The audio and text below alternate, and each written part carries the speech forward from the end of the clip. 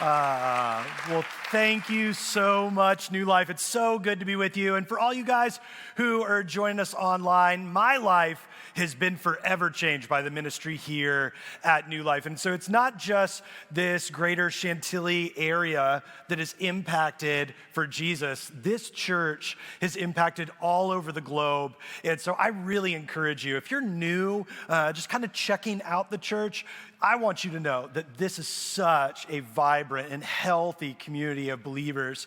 And whether you're new to faith, you're still exploring it, this is the place for you. I'm glad you guys who are online, make sure that as you're tuning in online, that eventually you make plans to be in the house, because there is just something different about being together and singing and worshiping together. And I'm excited to kick off this guest speaker series. I love being here at New Life with you guys. I've been a few times before. And before we jump into the message, these teachings that Jesus shared, I want to pray for us, that we're ready and receptive to what God has in store. Because I know that, if you have kids, I know the kind of conversations you're having. Get over here, whatever, and then you walk in, hey, how's it going? It's smiling, and you're thinking about lunch and other things. You guys are at home, you're chilling on the couch, hopefully clothed, and you're doing your thing. And I hope that however we are arriving in this moment, that we're prepared for what God has, that we have anticipation. And so I want to pray for us that we're ready for what God has. Would you pray with me?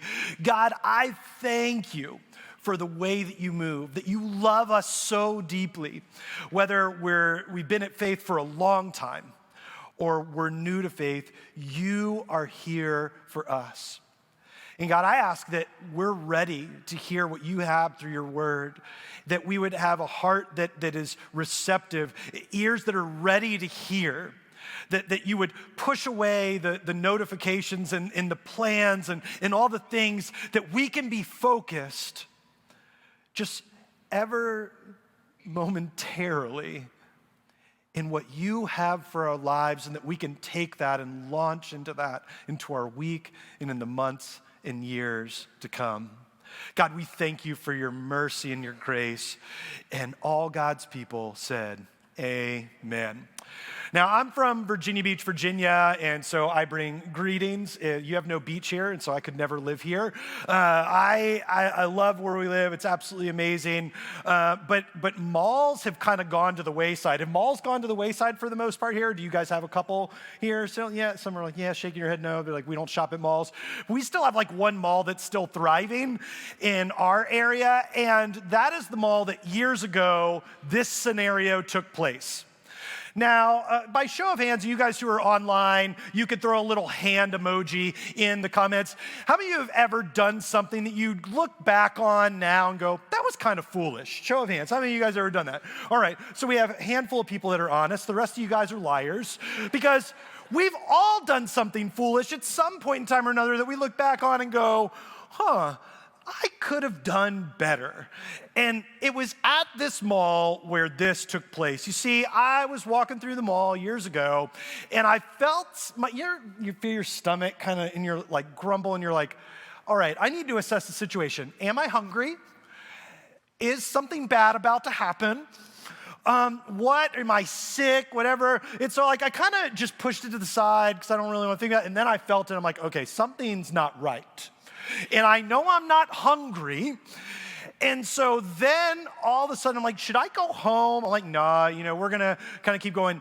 And then it hit me. And there is no one on the planet that gets more close to Jesus than when that happens and you're like, where is a restroom? And so I'm looking around and I see a department store.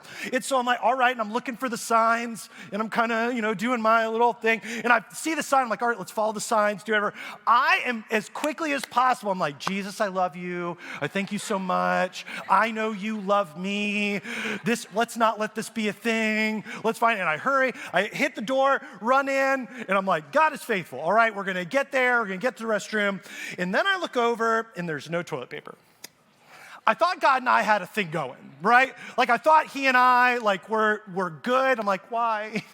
And so I do what any sane person would do. I look under the stall, no one's in the restroom. All right, now's the time. Mission Impossible music plays in the background.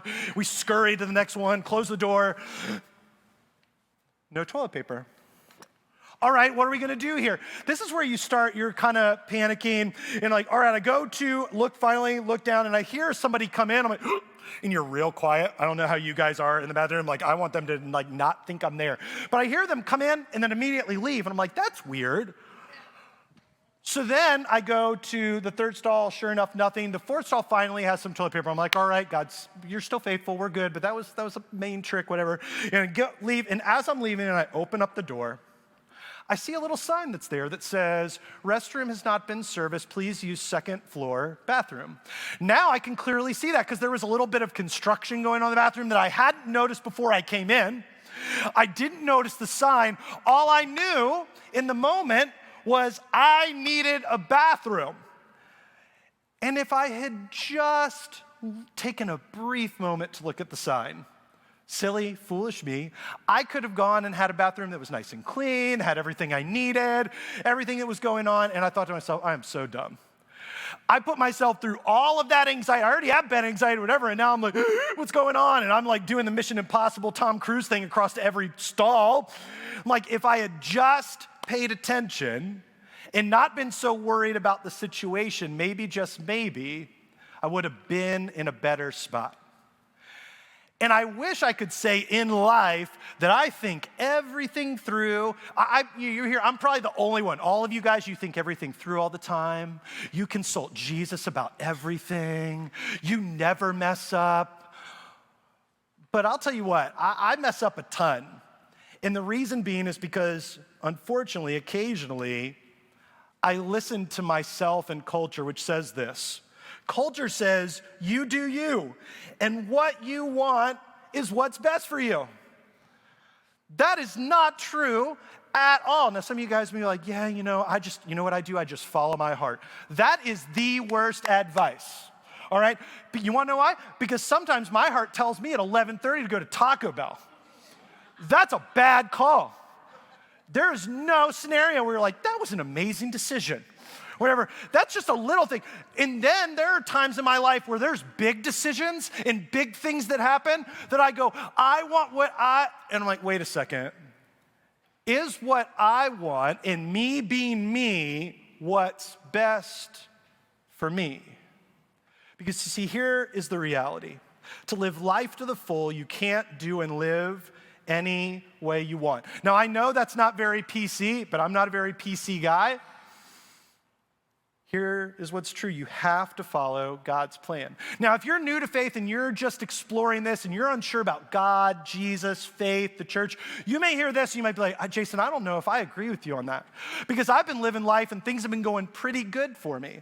And I would say that's wonderful. I did that for decades in my life. But here's the problem. Life and sin and hardship and pain will eventually catch up to you. I heard a quote years ago that which is internal always becomes visible. And it's true that if you don't have this foundation in God that we're going to be looking at today, at some point, life might be great, life might be good, but you are not whole until you have a life in Jesus. And that's why I love the teaching that Jesus has here, as he's teaching to a crowd of people, and he's teaching them these things that they can live by. Over in the book of Matthew is where we'll be. Now, if you're unfamiliar with the Bible's broken up into Old Testament and New Testament. And we're gonna be in the New Testament. We're getting to hear about the life of Jesus. And the first 4 books of the Bible, Matthew, Mark, Luke, and John, are different vantage points of the life and teachings of Jesus. So if you've never read the Bible, or you rarely read the Bible, which statistically, believers, I think the last time I read the stat about it was something like believers, people who go to church all the time, read their Bible 30 minutes a week max. And I'm like, man, I think if we claim our life is foundationally on that, I think that might need to change. And so if you're new to faith or long time in faith, there's a good chance that we all need to hear what Jesus is sharing. And it's over in Matthew chapter 7, starting in verse 24. He says, therefore, and I had a professor in college that says, anytime you see a therefore, you find out what it's there therefore. It was a bad joke, but but now I think about it every single time, decades later, I'm like, all right, therefore, we see, and back, he had already done some teaching about how we need to live and how we need to be, and then he says, therefore, everyone who hears these words of mine and puts them into practice is like a wise man, and the key, puts them into practice. It's like when you tell your kids to pick up their shoes for the 1,000th time. It would be really great if they did it, I don't know, the first time. Putting them into practice is a key thing. Put it into practice like a wise man who built his house on the rock. And I want to pause there because these listeners would have understood what is about to take place in this story. I love when Jesus shares these teaching stories because he knows his audience. His audience is in a place where they would build on rocky territory, but they also had the Sea of Galilee where people would try to because it's beautiful. I've been there. Looking out, it is amazing. But people would try to build their houses as close to the water as possible. And that is really, really dumb. And the reason being is, and we can see this, and I know this from friends who live down in the outer banks of North Carolina, where a storm comes in and people just want to be as close as they can to the water until the ocean consumes their home. Because there's something about a foundation that matters. And so these people would build with their hands. They would be in this area knowing what Jesus is talking about. He says, put it in practice like a wise man who builds his house on the rock. The rain came down, the streams rose, and the winds blew and beat against the house, yet it did not what? Fall. It did not fall. Because it had its foundation on the rock. But he turns the tide a little bit. But everyone who hears these words of mine and does not put them into practice. And so we hear this and now they're going, all right, he told us a bunch of things that we need to live our life by. Now he's addressing me. And if I was in the audience and I was listening to him and go, oh no, that's me. I don't always do that. Who does not put them into practice is like a foolish man who built his house on the sand. The rain came down, the streams rose, and the winds blew and beat against the house, and it fell with a great crash.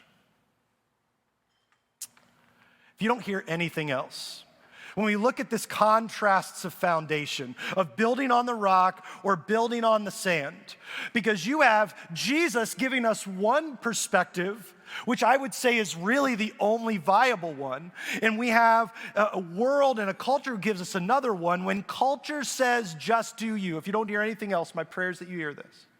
When culture says, just do you, be like Jesus instead. When culture tells you, live the life you want to live, everything is fine as long as it doesn't hurt anyone, the problem is that every decision that you and I make has a ripple effect towards other people. Everything that we do then has consequences.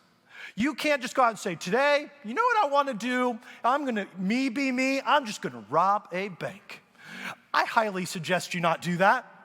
Because not only are you going to put yourself in danger, but then you're going to put the people in the bank in danger. You are going to get punished. Someone could get hurt, someone could get killed. But, oh no, Jason, you do you? No. We have an opportunity in life to make one huge decision. Am I going to follow me and make me God? Or am I going to follow God and step back and watch as he guides my path? As we look at these foundations, I love the way that Woodrow Kroll puts it. It says, the God who knows you the best knows the best for you. The God who knows you the best knows the best for you. I'm married and I have 3 daughters, 16, 13, and 9, almost 10. And I tell you what, there are times where I think I know what's best for me, and then I can see the look on my wife's face and be like, yeah, I was thinking of doing whatever. And my wife, she is the most loving, most kind person in the world, but she hears me being stupid, and she'll just kind of give me that look. And I'm sure, guys, if you're married or in a relationship, you've had the look like, why are you so dumb? And then the question behind that is, why am I with someone who's so dumb? And like, she kind of gives me a look, I'm like, what? She's like, that's not a good idea. And she will lovingly explain why my idea isn't what's best for me.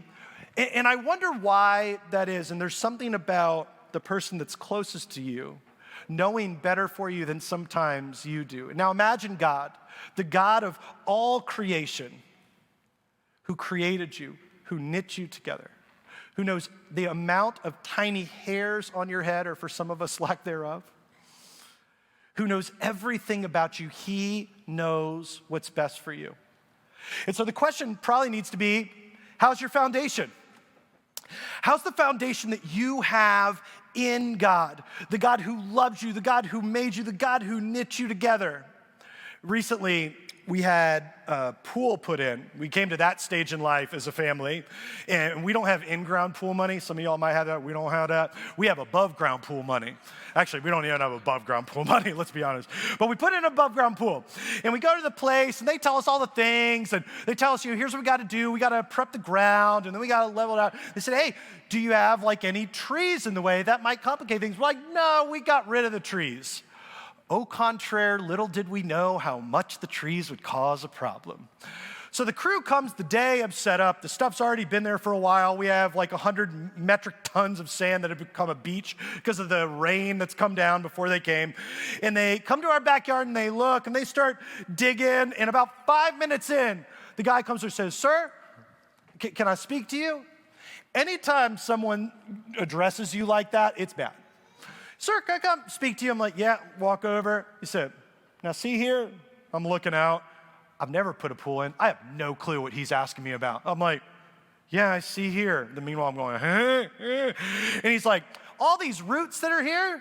I'm like, and I'm thinking to myself, chop them out, bro. But I don't say that out loud. He's like, we can't install your pool. And I'm thinking to myself, I don't have above ground pool money, but I just spent above ground pool money. You gonna put in a pool today.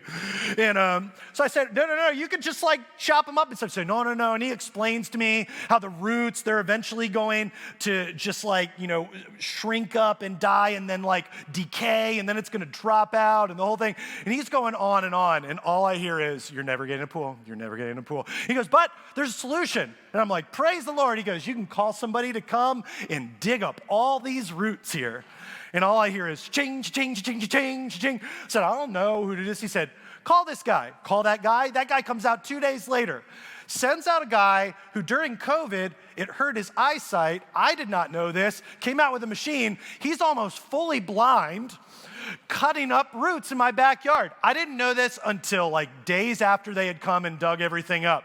He goes, yeah, do you do a good job? I was like, I guess so. I don't know. There's dirt and less roots. He's like, all right, good. Because sometimes that guy doesn't get everything because he's almost blind now. I'm like, why are you? No, but I didn't say a word.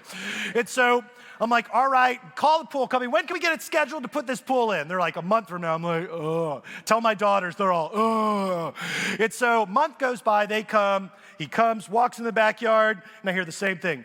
Sir, can I have a conversation with you? I'm like, oh, beep, beep, beep, beep, beep, beep. Like there's things I'm saying. I'm like, I'm going to say them in my head, not out loud. And I walk over, what is it? He goes, these roots. I'm like, I called the guy you said.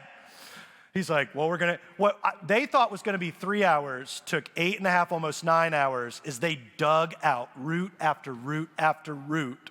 And I'm like, why are you doing this? And he explains to me the whole process. He says, we got to dig down. We got to lay down this sand. We got to put down this framing. Everything has to be level because if you don't, your pool will be ruined. He says we have to have the right foundation or you'll have a year of use, not 10, 15, 20 years of use. And so when I hear that and that much work and energy and time and money and things that go into a pool, how much more important is it for you and I to look at our foundation in Christ and following him? It is exponentially greater and more important. And so I guess what I need to ask you is, are you open to evaluating your life to see if your foundation is one set on Jesus? Which leads to 3 kind of follow-up questions. And so if you're very OCD, this would be number 1. Do you think your foundation is important? Because for some of us, we'd say, well, yeah, I think it's important. I go to church every Sunday. Some of you maybe even take it a step further and you go to a small group, or I think you call them life groups here, that you go and do these things. You're like, yeah, and I even serve. Woo, like I got all the boxes checked. You go, I know my foundation's important. And I would say, do you? Because I meet people of faith who think they check all the boxes, who think their foundation's built on what they do, not whose they are. You can do a bunch of things and never really have a foundation in God. Let me say that again. You can show up on Sunday, go to small groups, serve, feed the homeless, do all the things, but not be connected in relationship to the God of all creation. And that's a scary thing, but I love the way that the half-brother of Jesus, James, put it. He says, come near to him, over in James chapter 4 in the New Testament. Come near to him, and he will come near to you. When we think about the power and the importance of a foundation, last time I was with you, as Brett said, I was pastoring a church, healthy, vibrant, thriving, and God kind of worked on my wife and I in our heart. He says, I think I have a new thing for you. And I said no. My wife was like, I think God's confirming we have this new thing coming. I'm thinking, well, go back to God and try again. Because I like what anybody from the outside would have said. The church is growing, you've bought land, they had a building, you renovate a building, you made more buildings on it, things are growing, things are good. And God kept saying to us, do you trust me? Basically what he's saying is your foundation one on me or on what you do?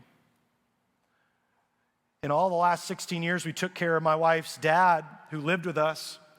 He's a retired Marine Master Sergeant. And we felt this pull that God was changing things. And one of the things was he was changing was to be with him and care for him. Moving me out of ministry and taking a job in the marketplace, doing a marketing job for a national realty company. Then 9 days later, we had to look at this question of, do we think our foundation's important?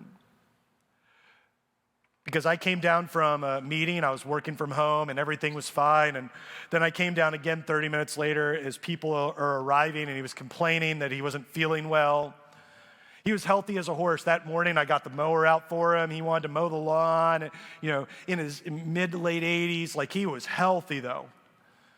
And then as my daughters went upstairs, he started having a seizure and we called an ambulance. And as we called the ambulance, they arrive and they take him to the hospital. And as we're at the hospital, we arrive and they've already called. It's not even been 20 minutes. They've already called the helicopter to airlift him from the hospital we're at to the Norfolk Heart Hospital because he had an aortic aneurysm. Normally, people that have those, it's fatal immediately and they fall down and die. They thought, and they're thinking, like, we've caught it in enough time. We're flying him there. We're going to go into surgery. We go home. We tell the girls, we're going to the hospital. We're going to be there. They're there for hours and hours into the late night, early morning. And then we have a doctor come out, and tear-stained glasses I can see behind him as we make the walk and sit down. He says that we did everything we could, but there's nothing more we can do. He's got hours. And my wife and I are running through all these emotions of this man who we've loved dearly. He had become my best friend, which rarely happens that you're best friends with your father or mother-in-law. But he's my best friend and my wife's hero, and we're hearing this news that 10 days later we had already left a vibrant community because we thought we were listening to God. And God, why?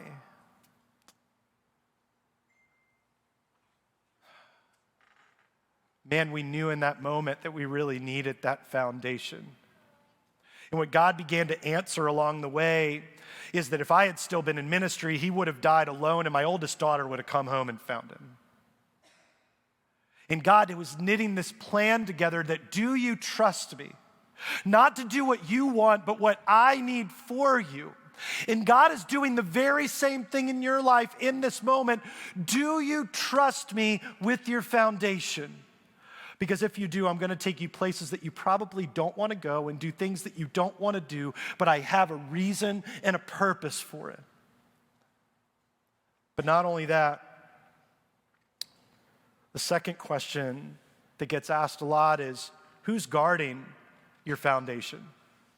Who do you have around you that's helping you along the way? Because here's what I've learned, that who is at your table, who has a seat at your table makes a huge difference. You might be like, well, what do you mean by that? You're around competing ideas 24/7, all the time. And you have a table of people that speak into your life. If you call New Life home, Brett is one of those people that you trust that what he is sharing with you speaks into your life. The staff here has a seat at your table to speak into your life. But who are the other people around you that help keep that foundation secure, that they guard it, that they uplift it?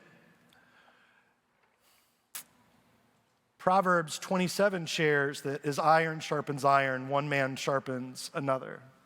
Ephesians 4 talks about the body in its many parts and that they build one another up. Who is guarding and helping and securing that foundation, helping you along the way? To go back to that hospital room, my wife and I were very unsure. We had a thriving community that we were a part of. And we thought we listened to God, and maybe you've been there where you thought you were listening to God, and you go, God, I feel kind of alone. And as we were in that hospital room, the chaplain comes in and starts talking with us. Now, this guy doesn't know that we've been a ministry couple for 2 decades, and he comes in and starts doing his thing, and in my head, I'm just going like, I know what you're doing. I don't care what you're saying. I've done this hundreds of times before for families is what I'm thinking. Honestly, what I'm thinking is, dude, shut up and leave. Don't you know what's happening with us? And I wanted to just yell at him to get out. But I'm like, he doesn't know anything about us. Let's just let him do his thing. He says, share some stories about your dad and your father-in-law. And we're sharing stories with him. He goes, man, he seems like a great man. He was kind of like my pastor was talking about on Sunday. He was describing lives that overflow, and he said a lot more is caught than taught. Meaning that a lot more isn't about what we're saying, but what people see us living and doing. He said, yeah, my pastor, sounds like your father-in-law, your dad lived that life, that much more is caught than taught. And I watched my wife's jaw drop. She said, excuse me? He said, yeah, a lot more is caught than taught. She said, no, I heard that. Were you at such and such church on Sunday? Now let's give a little backstory. I have my last Sunday, the last Sunday in January. The next Sunday we go to a church, and that Wednesday, Thursday is when we find ourselves in the hospital in the middle of the night. And she says the name of church, she's like, yeah. And I know what's about to happen because I was with her at that church. She said, were you at such and such? And we find out that this guy was in the same service with us at the same church after decades of ministry. What are the odds that the chaplain that would be there in that room with us after being a church staff family would be in that moment ministering to us from the same exact message we had just heard? And then we unpack it for him. Actually, we were there, yes. And by the way, we did decades of ministry, and that was our first Sunday there. And now his jaw is dropped. And as we pray together, I hear my wife weeping, but it's a different kind of weeping. And I know because we're best friends, that I know that her tears are, God, you sent somebody within this new community already to come around us and guard our family. And ever since we stepped foot in there, that church has guarded us and kept us safe and looked out for us and cared for us, not even really knowing us. And so when I ask you the question, who is guarding your foundation, what I'm really asking you is, are you actually being honest with your life in this community? Because God needs you more than ever before to be honest and to dig in and share life with other people. And as an introvert to my fellow introverts, I hear you. I see you, but we'll just stand apart together. But you're terrified of this. But there's no page in Scripture that says, dear introverts, you get a pass. Trust me, I've been looking. I've yet to find it. God calls you and I to something greater and to be with other people, which leads us to our third And final question. What kind of life is growing from your foundation? What is coming out? You built the house, you put up the structure, you're there, you're living in it. Now what kind of life is going out into a world and a culture that desperately needs people who love Jesus?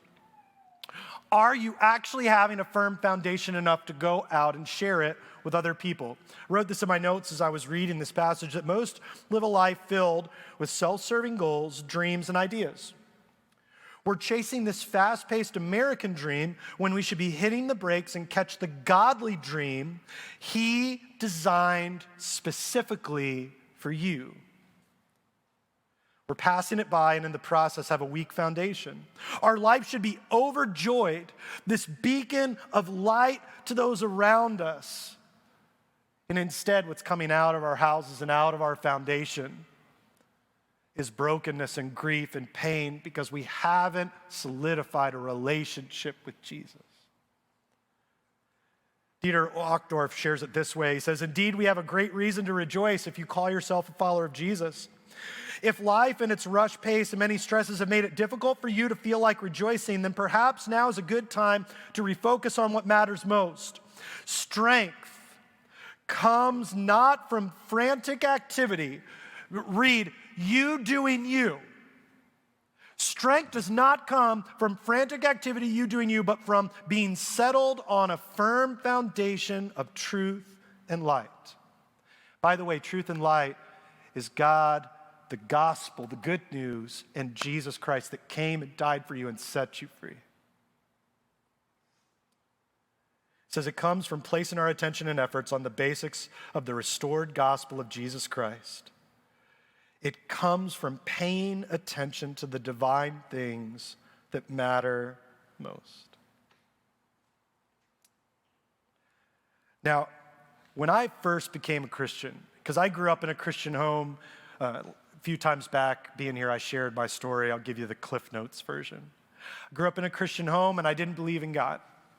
My parents took me and I knew all the right things to say.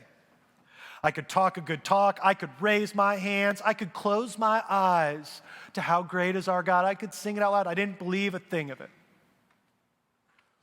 because I didn't care, because I believed what culture told me that I needed. You do you. And then God began to break my life. He took away so many things until there was nothing left than for me to say, is there something to this God above? And so I did what any person searching would do. I went to Bible college. I didn't even sure if I believe in God, but I went to Bible college. I'm like, surely if he's real, I'm going to figure it out there. Then God's like, I got a cruel joke to play on you. And I'm like, what is that? He's like, I had a plan. I had full ride and scholarship to go to school for graphic design. Instead, God goes, leave that behind, go to Bible college. I'm going to show you who I am. And within a semester and a half, God changed my life. And I can tell you that the front half of my life was broken, hurting, pain, and suffering. Now, I'm not going to lie to you. After following Jesus, it wasn't like a yellow brick road and everything's good and bluebirds landing on my shoulder. Not that, all right? So if someone sold you that at some point in time in your life, if you followed Jesus, you're going to have a big bank account. That hasn't happened. You're going to have the huge house and all the things and everything you ever wanted. That just isn't true.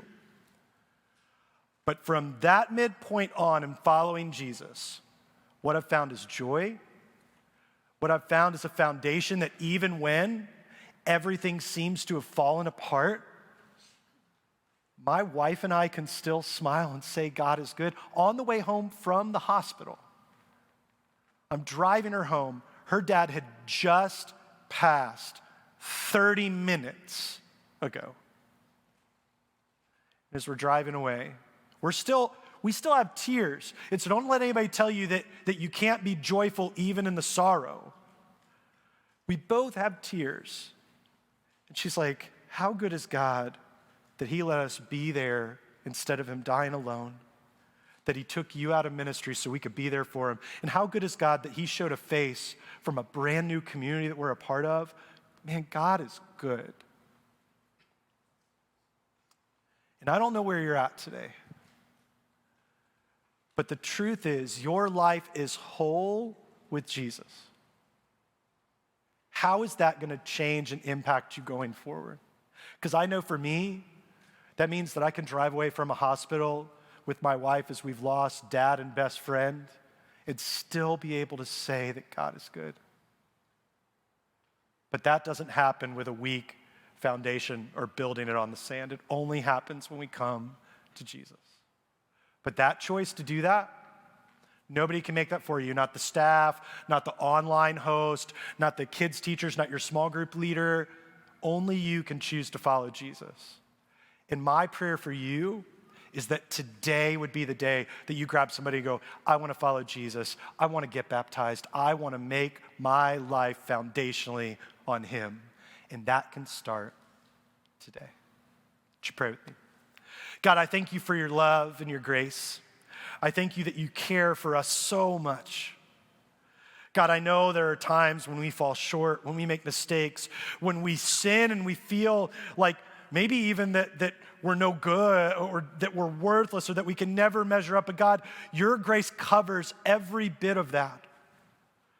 But the only way that we can truly know that is if we have a firm foundation in you. And so I pray for every person online or in the house today that doesn't know you, that does not have a foundation in you, that today would be the day that they draw a line in the sand and say, I want my life built on the rock, and that can only happen through God, through the power of Jesus. That they will stop and talk to someone today.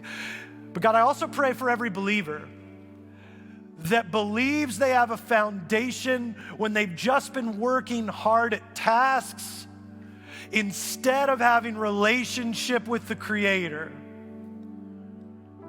God, we cannot earn a foundation, but we can accept a foundation that's built in you, that's fostered over time through relationship. As we draw near to you, you draw near to us. God, we love you. We thank you for the lives that you change each and every day and the lives that you are changing now. And it's through the power of your Son, Jesus, we pray today. Amen.